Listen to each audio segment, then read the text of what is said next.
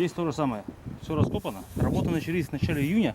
Сегодня у нас 25 октября. Работы все еще не закончили.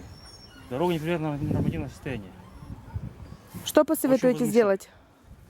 Во-первых, нужно разобраться, есть у нас вообще проект водопровода. И вообще правильно идет работа. Очень хорошие. Как вам наши дороги? Плохие, Еще? грязные, ужасные. Ну, нам не нравится эта грязь. Лучше бы дорогу чем-то заклали.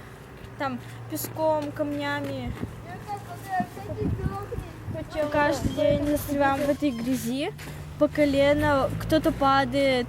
И в интернете стирать одежду не очень удобно. Но дороги у нас очень отвратительные, и надо что-то с этим делать. Принимать срочные меры, потому что могут быть какие-то последствия от таких дорог. Невозможно пройти вообще ни детям, ни старшему поколению. Вот.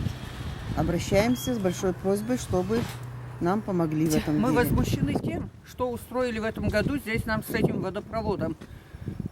Не люди здесь, наверное, живут, а животные. Ходим по колено в грязи всю осень. Летом не могли сделать, или, не знаю, с весны хотя бы, ту часть, которая самая сырая. Все же разрыли, Накатник даже там потревожили. Походила по этим дорогам сама хотя бы неделю.